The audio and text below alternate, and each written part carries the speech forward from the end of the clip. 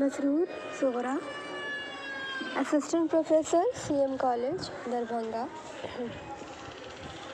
دیکھیں، آج ہم جس موضوع پر گفتگو کریں گے وہ ہے جمیل مظہری کی نظم شاعر کی تمنا۔ دیکھیں کہ اگر اس گلشن ہستی میں ہونا ہی مقدر تھا، اگر اس گلشن ہستی میں ہونا ہی مقدر تھا،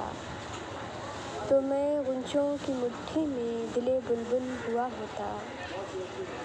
گناہوں میں ضرر ہوتا، دعاؤں میں اثر ہوتا، محبت کی نظر ہوتا، حسینوں کی ادا ہوتا۔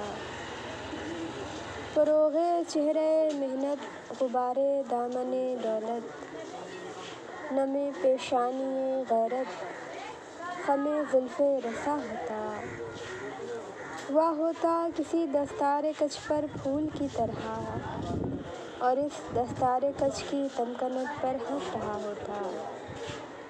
کسی مغرور کی گردن پہ ہوتا بوجھ احساں کا، کسی مغرور کی گردن پہ ہوتا بوجھ احساں کا، کسی ظالم کے دل میں درد ہو کر لادوا ہوتا۔ کسی منعم کے چہرے پر خوشی حاجت روائی کی، کسی نادار کی نظروں میں شرم التجا ہوتا۔ کسی بھٹکے ہوئے راہی کو دیتا دعوت منزل، بیاباں کی اندھیری شب میں جوگی کا دیا ہوتا۔ کسی کے کلبہ اعضاء میں شمع مزمحل بن کر، کسی بیمار مفلس کے سرہانے رو رہا ہوتا۔ شرر بن کر کسی نادار گھر کے سرد چولہے میں، بسط امید فردا زیر خاکستر دبا ہوتا۔ یتیم بے نوا کی رہگذر پر اشرفی بن کر، لئیم فاقہ کش کی جیب ممسک سے گرا ہوتا۔ نیستاں سے نکل کر حسرت آباد تمدن میں، گدائے پیر و نابینا کے ہاتھوں کا عصا ہوتا۔ شکستہ جھونپڑے میں بانس روئے دہقاں کی سر بن کر، شکستہ جھونپڑے میں بانس روئے دہقاں کی سر بن کر، سکوت نیم شب میں راز ہستی کہہ رہا ہوتا۔ غرض اس حسرت و اندوہ یاس و غم کی بستی میں، کہیں دور آفریں ہوتا، کہیں درد آشنا ہوتا۔ ڈبویا مجھ کو ہونے نے بقول غالب دانا، نہ تھا کچھ تو خدا تھا، کچھ نہ ہوتا تو خدا ہوتا۔ اب دیکھیں کہ اس نظم کی موسیقیت اور آہنگ کا ایک الگ ہی رنگ ہے، اور خلیل الرحمن اعظمی بھی ان کی اس موسیقیت سے کافی متاثر تھے۔ اس کے ہر بند میں ایک رقص کی کیفیت ہے۔ ممتاز نقاد سلیم احمد نے بھی جمیل مظہری کی شاعری میں انفرادی آہنگ کی نشاندہی کرتے ہوئے کہا تھا کہ ان کی شاعری میں مترنم بحروں کا استعمال یہ ظاہر کرتا ہے کہ انہوں نے شاعری کے ایک اہم راز کو ضرور دریافت کر لیا ہے، اور وہ راز ہے ان کی نظموں میں پائی جانے والی موسیقیت۔ شاعر اگر اپنا انفرادی آہنگ پالے تو شاعر اور شاعری دونوں ہی کی معراج ہوا کرتی ہے۔ جمیل مظہری کے یہاں کی خوش سلیقگی سے پیدا نہیں ہوا، جمیل مظہری کے یہاں آہنگ محض اسلوب و اظہار یا زبان و بیان کی خوش سلیقگی سے پیدا نہیں ہوا، بلکہ ان کی فکر کا بھی اپنا ایک خاص آہنگ ہے جو عام الفاظ میں بھی حرکت و حرارت پیدا کر دیتا ہے، اور میر انیس کی طرح غیر فصیح کو فصیح تر بنانے کی صلاحیت بھی رکھتا ہے۔ فکر کا یہ آہنگ جمیل مظہری کے یہاں بالکل ابتدائی دور کی نظموں سے ملنا شروع ہو جاتا ہے۔ وہ نظمیں جو عین عالم شباب میں کہی گئی ہیں۔ اب دیکھیں کہ جمیل مظہری نے عین شباب میں بھی بہت سی ایسی نظمیں لکھی ہیں جو بیشتر موقع شباب کے شاعر نہیں لکھا کرتے۔ اور دیکھیں کہ پروفیسر علی احمد قاسمی نے جمیل مظہری کی شاعری پہ روشنی ڈالتے ہوئے کہا کہ ان سب کی پشت پر اقبال تھے، جو اپنی سنجیدہ فکری اور فلسفیانہ شاعری کے ذریعے حقیقت اور معروضیت اور کہیں کہیں اشتراکیت اور انقلابیت کا ایسا سور پھونک رہے تھے کہ اس کی گھن گرج سے نکل پانا ناممکن نہ صحیح تو مشکل ضرور تھا۔ آپ دیکھیں کہ اس نظم کی خوبصورتی اور انفرادیت یہ ہے کہ اس میں بہت ساری ایسی خواہشوں کا اظہار کیا گیا ہے اور اس کی ذہنی تبدیلیوں اور اخلاقی ترقی کو بتایا گیا ہے انسان کی عرضی اور مادی زندگی کی بہبود و بہتری کے سلسلے میں شاعر نے خیالات پیش کرتے ہوئے اسے فنی لوازمات اور تخلیقیت کو پوری طرح مد نظر رکھا ہے انہوں نے، بلکہ اپنے خیالات و احساسات کو دردمندانہ احساسات سے ہم آہنگ کرنے کی کوشش بھی کی ہے۔ اس مزاج کی اور بھی کئی نظمیں ہیں جن کے مطالعہ سے آشکارا ہوتا ہے کہ جمیل مظہری نے حضرت انسان کی عظمت اور اس کی سرشت و کیفیات کو ہی موضوع نہیں بنایا، بلکہ انسان پر ہونے والے مظالم، استحصال، سرمایہ و محنت کے تضاد سے انسان پر ہونے والے اثرات پر بھی غور و فکر کیا ہے۔ جمیل مظہری کی شاعری کو سماجیات اور سیاست کی طرف بھی لے جایا جا سکتا ہے۔ اب دیکھیں کہ جو کچھ بھی نظمیں انہوں نے لکھی جمیل مظہری نے، ان میں زیادہ تر جو ہیں وہ مشہور ہوئی۔ ان میں مزدور کی آواز، زمزمہ، مزدور کی بانسری، مالن کی بیٹی، جوانوں سے صدائے جرس اور موسم کے اشارے وغیرہ ہیں جو نظمیں کافی مشہور ہیں۔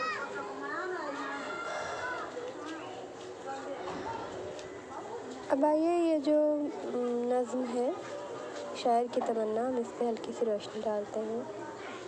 کہ اگر اس گلشن ہستی میں ہونا ہی مقدر تھا تو میں غنچوں کی مٹھی میں دل بلبل ہوا ہوتا۔ یعنی شاعر کیا کہہ رہا ہے کہ اگر مجھے اس دنیا میں آنا ہی تھا، اگر میری خلقت ضروری تھی، لازمی ہی تھی، میرا وجود لازمی ہی تھا، یہ میری قسمت میں لکھا تھا کہ میں اس دنیا میں آتا، میرا وجود اس دنیا میں برقرار رہتا، تو پھر کیا ہوتا؟ تو میں غنچوں کی مٹھی میں دل بلبل ہوا غنچوں کی مٹھی میں دل بلبل ہوا ہوتا۔ یعنی دیکھیں کہ یہ بہت نازک خیالی سے یہاں پہ کام لیا شاعر نے کہ پہلی بات تو غنچوں کی مٹھی یعنی غنچوں کی جو پنکھڑیاں ہیں، پنکھڑیوں میں دل بلبل یعنی بلبل جو شاخوں پہ بیٹھتے ہیں، آپ نے دیکھا ہوگا، تو وہ کس قدر حساس دل ہوتا ہے، ایک ذرا سی آہٹ ہوتی ہے پھٹ سے وہ اڑ جاتا ہے۔ یعنی شاعر کہنا یہ چاہ رہا ہے کہ میرا دل بہت ہی نرم و نازک ہوتا، میرے دل میں کوئی سختی نہ ہوتی، میں بہت ہی نرم گوشہ رکھتا اپنے اندر، گناہوں میں ضرر ہوتا، دعاؤں میں اثر ہوتا۔ یعنی کہ میرا ذہن، میرا قلب، میرا وجود اس خیال سے روبرو ہوتا، اس خیال سے، اس درد سے آشنا ہوتا، اس حقیقت سے آشنا ہوتا کہ جب انسان زندگی میں کوئی گناہ کرتا ہے تو ظاہر سی بات ہے کہ پھر اسے جو ہے اس کا بدلہ ضرر کی صورت میں ادا کرنا پڑتا ہے، اسے کوئی نہ کوئی نقصان اس گناہ کو کرنے کے نتیجے میں ضرور اٹھانا پڑتا ہے اور دعاؤں میں اثر ہوتا، اور یہ بھی یقین ہوتا کہ جب انسان کسی کے لیے دعا کرتا ہے تو وہ کہیں نہ کہیں، کبھی نہ کبھی اپنا اثر ضرور دکھاتی ہے۔ دعا ایک ایسی چیز ہے جو اپنے اثر کو جلدی زائل نہیں ہونے دیتی، وہ خواہ مدتوں بعد، خواہ جلدی، خواہ دیر سے، لیکن اپنا اثر دکھاتی ضرور ہے۔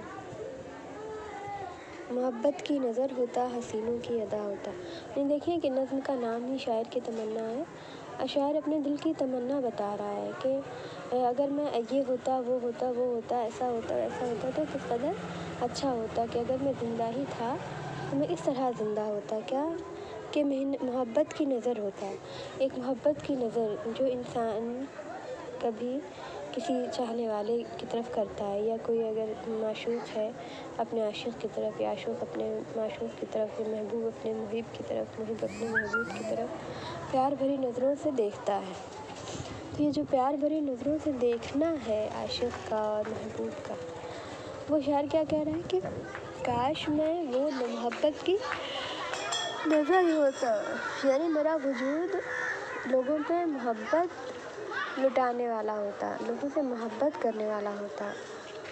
حسینوں کی ادا ہوتا۔ اور حسینوں کی اداؤں میں ظاہر سی بات ہے جمال ہوتا ہے، خوبصورتی ہوتی ہے۔ تو شاعر کیا کہہ رہا ہے کہ کاش میں حسینوں کی ادا ہوتا، میں اس قدر خوبصورت ہوتا، اس قدر نازک خیال ہوتا کہ میں حسینوں کی ادا بن جاتا، حسینوں کی ادا میں میرا وجود جلوہ گر ہوتا۔ فروغ چہرہ محنت غبار دامن دولت، فروغ چہرہ محنت یعنی جو مزدور جب محنت مزدوری کرتا ہے تو اس کی محنت میں میں ہوتا، غبار دامن دولت، اور غبار یعنی دامن دولت کا میں غبار ہوتا، یعنی میری نگروں میں دولت کی کوئی خاص اہمیت نہ ہوتی، نم پیشانی غرض خم زلف رسا ہوتا، یعنی میں جو کوئی غیرت مند انسان ہوتا ہے تو اس کی پیشانی پہ جو ہے ایک نمی سی پائی جاتی، یعنی کہ میں غیرت مند انسان ہوتا، ہمیں زلف رسا ہوتا، اور جو محبوب کی جو لمبی زلفیں ہیں اس میں جو خم پایا جاتا ہے، میں کاش میں وہی خم ہوتا، وہ ہوتا کسی دستار کچ پر پھول کی طرح، یعنی کہ جو دستار دیکھی ہوگی آپ نے، جو ٹوپی ہوتی ہے، جو امامہ ہوتا ہے، تو اس پہ کیا ہے کہ اس دستار پہ جو پھول کی مانند میں سجا رہتا، کسی شخص کو جب فضیلت عطا کرنی ہوتی ہے تو اس میں دستار پہنائی جاتی ہے، دیکھا ہوگا آپ نے، تو اس دستار پہ میں پھول کی طرح ہوتا، اور اس دستار کج کی تمکنت پر ہنس رہا ہوتا، اور اس دستار کج اور یہ جو دستار ہے، یعنی کہ شاعر کہنا یہ چاہ رہا ہے کہ کوئی بھی بلندی وہ ہمیشہ نہیں قائم رہتی، کوئی بھی عزت ہو، کوئی بھی وقار ہو، کوئی بھی مقام ہو، وہ ہمیشہ برقرار نہیں رہتا، تو اس کی تمکنت جو اس کا رعب و دبدبہ ہے، میں اس پہ ہنس رہا ہوتا کہ یہ تمام چیزیں جو ہیں وہ عارضی ہیں، یہ دائمی چیزیں تو ہیں نہیں، ہرگز آج ہے انسان کل نہیں ہے، آج شہرت ہے کل نہیں ہے، آج دولت ہے کل نہیں ہے، آج وہ صاحب ثروت ہے کل نہیں ہے، تو اس طرح سے کسی مغرور کی گردن پہ ہوتا بوجھ احسان کا۔ اب کیا کہہ رہے ہیں کہ جو کوئی بہت مغرور شخص ہوتا ہے جو جلدی کسی کا احسان نہیں لیتا، لیکن اب کیا بتانا چاہ رہے ہیں شاعر کہ میں کسی مغرور کی گردن پر احسان کے بوجھ کی طرح ہوتا، کہ وہ اب کیا ہے، اب جو سماج میں برائیاں پائی جا رہی ہیں ان کو دور کرنے کی کوشش کر رہا ہے شاعر کے، میں جب اس کے پر بھی احسان بن کر میں حاوی ہو جاتا، جو مغرور جلدی کسی کا احسان نہیں لینا چاہتا، کسی ظالم کے دل میں درد ہو کر لادبا ہوتا، دیکھیں جو ظالم شخص ہوتا ہے وہ دوسروں کو درد دیتا ہے لیکن وہ جلدی کسی درد میں مبتلا نہیں ہوتا، لیکن شاعر کیا کہہ رہا ہے کہ کاش میں کسی ظالم کے دل کا درد بن جاتا، اور ایسا درد بنتا جس کی کوئی دوا نہ ہوتی، جو درد لادوا ہوتا، کسی منعم کے چہرے پر خوشی حاجت روائی کی، منعم یعنی صاحب ثروت، جو دولت مند لوگ ہوتے ہیں ان کے چہرے پر خوشی حاجت روائی کی، کسی غریب کی جب وہ حاجت روائی کر دیں تو ان کے چہرے پہ خوشی کے آثار آنے چاہیے، یعنی یہ اصطلاح، یہ ایک طرح سے اصلاحی پیکر ہے ان کی نظموں کا، کیونکہ سماج میں لوگوں کو بیدار کرنا چاہ رہے ہیں کہ جو صاحب ثروت ہے انہیں چاہیے کہ وہ غریبوں کی دلجوئی کریں، تو کیا کہہ رہے ہیں شاعر کہ جو صاحب ثروت ہے جب وہ کسی غریب کی حاجت روائی کرتا ہے، یعنی اگر وہ پیسے کی ضرورت ہے، اسے کپڑے کی ضرورت ہے، مکان کی ضرورت ہے، تو وہ چیزیں جب مہیا کراتا ہے تو اس کے چہرے پہ جو خوشی آتی ہے کاش میں وہ خوشی ہوتا، کسی نادار کی نظروں میں شرم التجا ہوتا، نادار یعنی کسی غریب، جو کوئی غریب نادار شخص ہوتا ہے تو اس کی آنکھوں میں دیکھیے ایک طرح سے غیرت ہوتی ہے، ایک طرح سے شرم ہوتی ہے، تو کاش میں وہ شرم ہوتا، وہ غیرت میں ہوتا، کسی بھٹکے ہوئے راہی کو دیتا دعوت منزل، کسی بھٹکے ہوئے راہی کو دیتا دعوت منزل، یعنی کہ ایک ایسا انسان جو اپنی زندگی کے اصولوں سے بھٹک چکا ہو، صحیح راستے سے بھٹک چکا ہو، کسی غلط راستے پہ چلا گیا ہو، اپنے اصولوں کو اس نے فراموش کر دیا ہو، صحیح راستے کو اس سے بھٹک گیا ہو، غلط راستے پہ چلا گیا ہو، کاش میں اس انسان کو دعوت منزل دے سکتا، اسے نیک راستے پہ بلا سکتا، اسے اس کی منزل سے، اس کی نیک منزل سے اسے میں ملا سکتا۔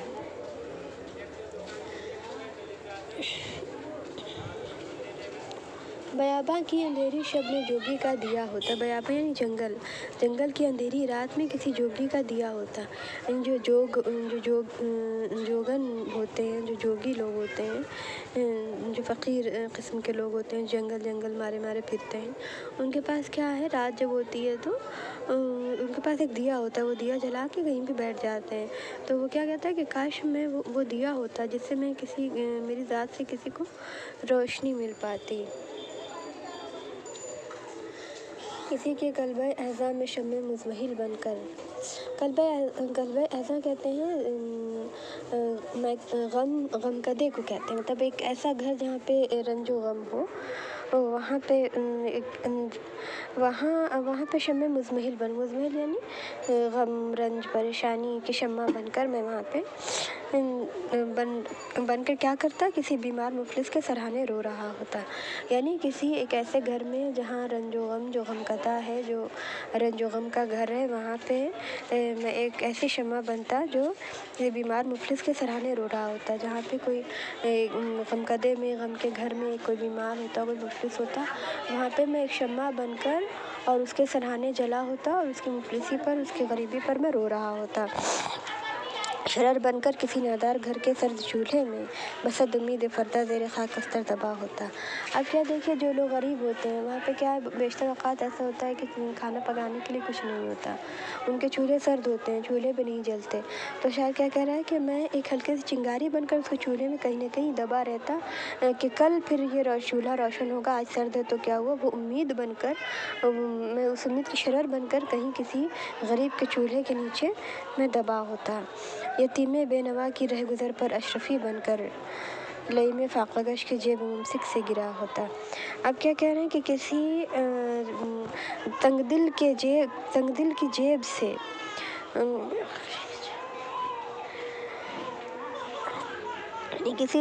میں کسی یتیم کے سامنے ایک سکے کی صورت میں، ایک اشرفی کی صورت میں میں موجود ہوتا، جس سے میرے وجود سے اسے فائدہ پہنچ گیا ہوتا۔ نیستاں سے نکل کر حسرت آباد تمدن میں گدائے پیر و نابینا کے ہاتھوں کا عصا ہوتا۔ یعنی کہ شاعر کیا کہہ رہا ہے کہ گدائے پیر و نابینا، میں کسی اندھے، کسی ضعیف کے ہاتھوں کا عصا ہوتا، یعنی میں کسی کا سہارا بن جاتا، کسی کا سہارا ہوتا میں۔ شکست جھونپڑے میں بانسری دہقاں کے سر بن کر سکوت نیم شب میں راز ہستی کہہ رہا ہوتا۔ یعنی کہ شکستہ جھونپڑے میں، جو ٹوٹی ہوئی جھونپڑی میں بانسری کی آواز بن کر جو زندگی کی حقیقت ہے وہ میں لوگوں کو بتا رہا ہوتا کہ زندگی چند روزہ ہے، آج ہے کل ختم ہو جائے گی، اس کی کوئی قیمت، اس کی کوئی اصلیت نہیں ہے، آج جو ہمیشہ والی زندگی ہے وہ آخرت ہے۔ غرض اس حسرت و اندوہ، یاس و غم کی بستی میں کہیں دور آفریں ہوتا، کہیں درد آشنا ہوتا۔ اب شاعر کیا بتا رہا ہے کہ یہ ایسی دنیا جہاں حسرت ہے، غم ہے، یاس ہے،